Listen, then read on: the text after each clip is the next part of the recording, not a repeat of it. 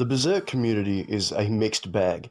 You never really know what experience you're going to have when you enter the depths of the online space that Berserk fans occupy. One day, you may stumble across one of the most well-wrought fan theories or an example of measured character analysis that puts a whole new perspective on the story that you once knew and the world that it takes place in. However, on another day, your feed can be inundated by some of the worst takes, wax statements, and general tomfoolery known to man. Complete debauchery the likes of which can't be understated. And with a community surrounding such an adult and dark story like Berserk, it's inevitable that the focus of most people's theories and opinions are going to correlate heavily with some of the more brutal moments in the story. Which brings us to the topic of today's video, the argument that has raged on in the wider Berserk community like wildfire for a handful of years now, and that two distinct sides can never seem to come to a consensus on, the Griffith did nothing wrong / Casca enjoyed it argument. This seems to be the specific argument that brings out the worst in people within the community and is one of the most toxic elements. Now, before someone accuses me of trying to gatekeep or tell people how to consume the story, I think that one of the main reasons why the story of Berserk is so great is because it's not as black and white as it seems initially. Two people will most likely get different experiences from it based on what kind of person they are and how they think, not to mention the wealth of stuff that is open for interpretation. So the fact that people are willing to look at things from a different perspective are valid to an extent, but that's also not an excuse, and it shouldn't be used to shield people from criticism and mockery when they say something completely retarded. What seemingly originated as a joke in most cases has now transmogrified into a genuine belief held by a not insignificant number of people, which has led to some of the more obnoxious people in the community trying to push their opinions as fact. For example, there's a content creator that's been making waves in the community for a while now, known as Sicklit. I don't want to dedicate too much of this video to discussing him, and the main reason behind that is because I'm still not entirely sure if he's a troll or not.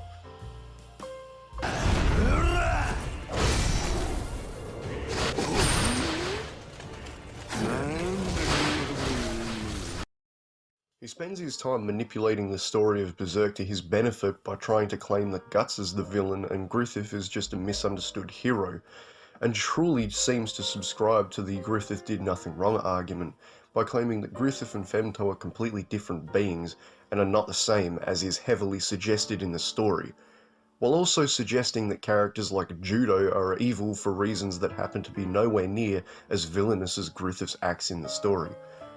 He acts as if his statements are proven fact and actively treats anyone that disagrees with him with hostility. This would all come to a head when the r/Berserk mods decided to bring down the ban hammer on this Chris Bore's sound-alike for being too obnoxious even for them. You know things are bad when you're too obnoxious even for a group of sweaty Reddit mods. Despite loving Griffith, he seemingly hates Berserk as a story and hates Miura, so it can be really hard to take him seriously. In fact, I do remember vividly seeing a comment interaction that he had with a user who, after criticising Miura heavily for being a pedophile of sorts, someone said, you know, he's dead, you gotta let Miura rest, you know, he did a great thing in his life and he's left a legacy behind, so let Miura rest. And Sicklit effectively responded with, let Jimmy Savile rest, which, if you know who Jimmy Savile is, you understand the level of toxicity involved with his response and the kind of person he is. A lot of Griffith haters like to argue that Griffith was a narcissist, as evidenced by the fact that he believes himself to be special because his dream is that much bigger and stronger than everyone else's, and he feels as though he has no equal and does not care about anyone beneath him because they have no dreams of their own.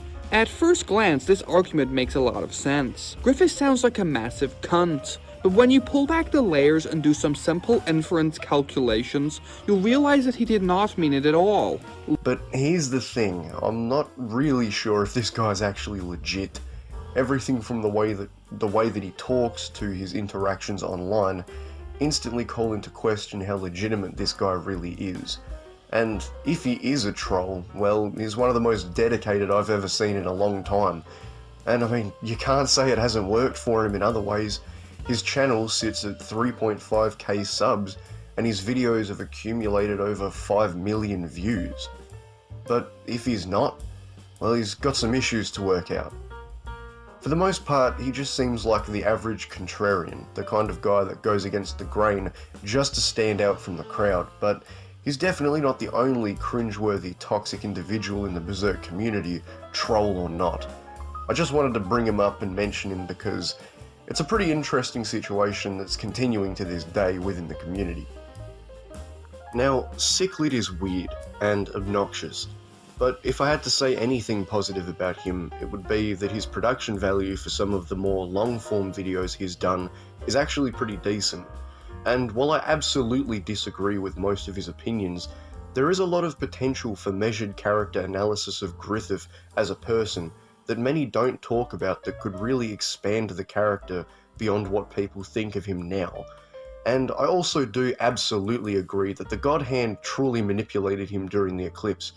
They showed him a version of himself as a child building a staircase of corpses to his kingdom, and even a vision of Guts supporting his choice. That is manipulation. Do I believe that Griffith would have still decided to join the God Hand even if they hadn't done that? Probably, yeah. But that is also a big element that very few people truly wish to mention, because the actions of Griffith once he is reborn are so heinous. So Cichlid is a weirdo, and there's no denying that fact, but I don't necessarily believe that all of his beliefs are completely not valid. I just think he's a massive fucking idiot. So I was able to compliment Cichlid on one aspect of his content, which was mainly because I was feeling generous. But this next video is one that I have nothing good to say about. The video is titled, "Did Casca Enjoy It?" and it perfectly encapsulates every problem I have with this argument. It is personally insulting to the audience, and the arguments made in this video are some of the most lackluster and asinine statements I think I've ever heard when it comes to this specific topic. A feller wants to kiss a girl, I know she ought to give his face a slap. When a fella starts a kissing me, I kinda sorta wanna kiss him back. There is a big question that all Berserk fans might be wondering. Did Casca really enjoy more the passionate love session from Guts? Or did she really enjoy the quickie from Femento/Griffith more? The fact that this question is even posited by the community is one thing, but what really puts me off about this video is how nonchalant the creator is when it comes to describing what happened to Casca in the eclipse. He talks about sex like someone who's never had it and is trying to chat up a girl in the club by using terminologies like hanky-panky and quickie. And while the first half of the video is not really that notable, as it's really nothing more than a bit cringe, it gets infinitely worse as it continues. And Casca was in the wagon with Griffith fixing his bandages, and guess what he does? He gets on top of her with his fragile body and tries to manhandle her. And Casca was like, "Oh no, Griffith, stop!" But eventually she lets him be on top, and she just hugs him and cries because he's not the same Griffith anymore. So then the final dagger, Femento was born and Casca was brought to him by the demons, and guess what he did?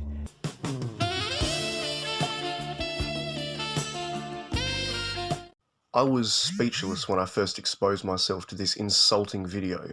It's the first time I've had to watch a video of such short length in segments due to the unadulterated cringe of the first half and the frankly insulting dogma in the second. The only entertainment value that this video provides is hearing him call Femto Femento. It's funny because I think Femento is a kind of cheese. But the nonchalant, juvenile way he compares Casca's rape at the hands of Femto to the first consensual experience Guts and Casca had in the story is genuinely insulting.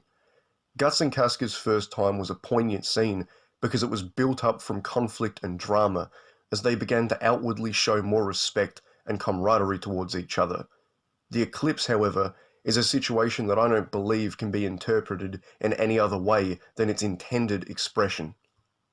And did a number on her throughout this quickie session.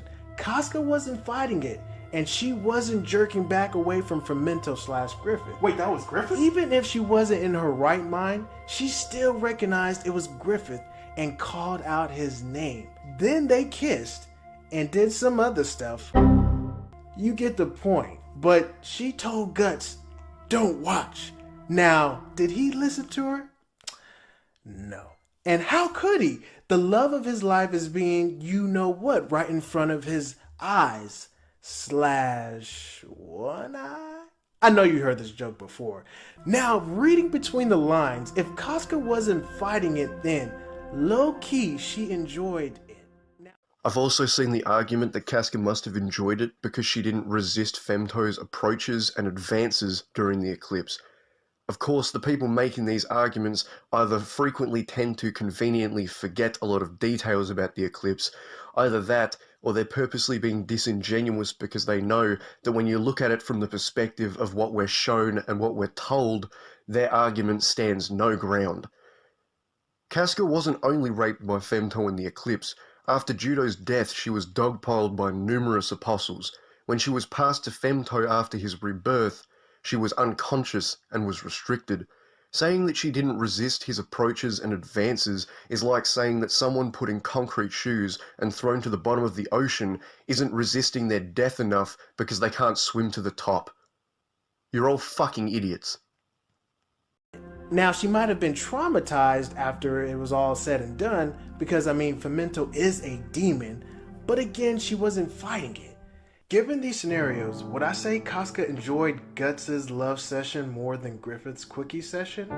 I believe Casca enjoyed them both equally. The idea that someone's interpretation of such a saddening scene, one of the most brutal aspects of one of the most brutal stories ever written, can be so corrupt that you equate the two situations to each other is a perfect encapsulation as to why the Berserk community is so toxic. If there's one silver lining to this video's existence, it's the fact that the comments section is full to the brim with people criticizing and mocking this insulting video. It's not only insulting to the story of Berserk, but the audience that has consumed it over the years. Yet, the creator still defends this video to this day by claiming it's just a theory.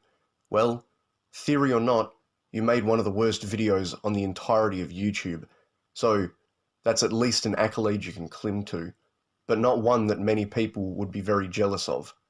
The Berserk community already has a bad enough reputation as it is, especially after the fine China-hearted snowflakes on Twitter got their hands on it after the release of Elden Ring, and began producing hit piece after hit piece criticizing Miura and his work, in some cases just after he'd passed away.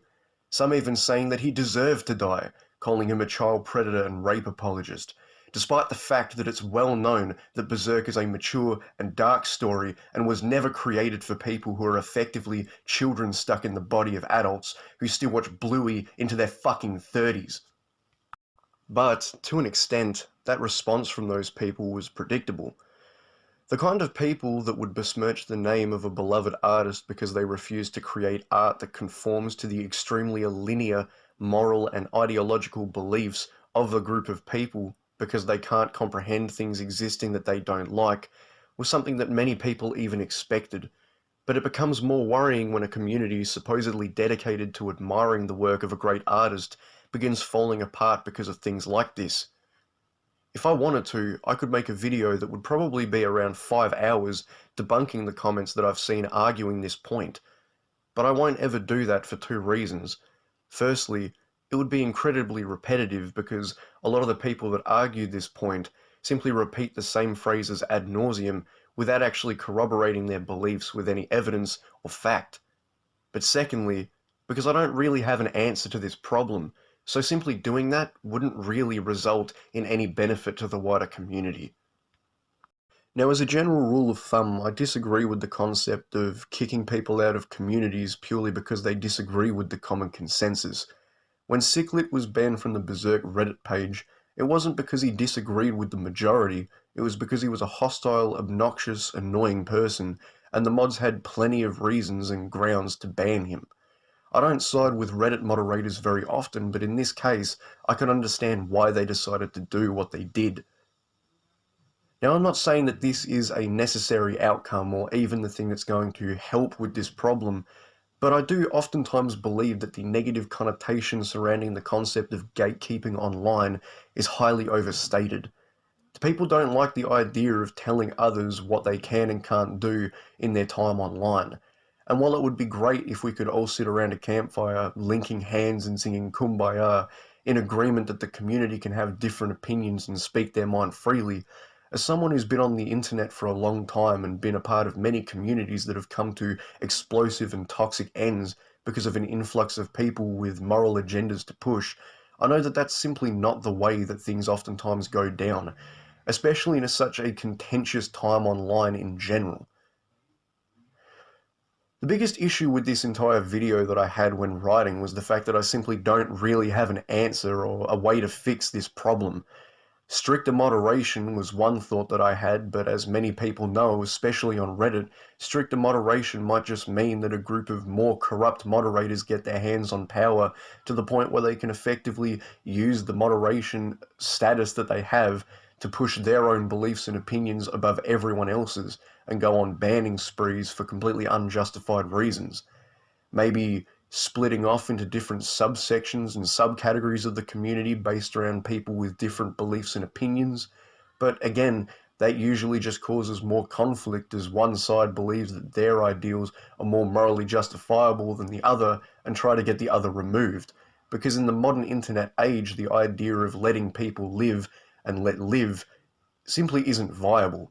People need to feel like their option is the only option, so they will try to destroy and get rid of any other variety online that exists if it means that their ideas and their perspective and standpoint will be left the only one standing. For the record, I don't believe that the Berserk community in general is at risk of just disappearing, but it is worrying when you see people who have been fans for Berserk for longer than some other fans have been alive, leaving the community because of how uninhabitable and toxic it's become. I wanted to make this video to talk about my opinions on the topic and also talk about some of the strangest people in the community that generally are causing this problem. I'll be interested to hear in the comments what people like yourself think about this situation and whether you believe that the Berserk community is genuinely at risk of actually experiencing some form of crash or implosion, or whether you believe that I'm simply overthinking and conspiratorializing about this.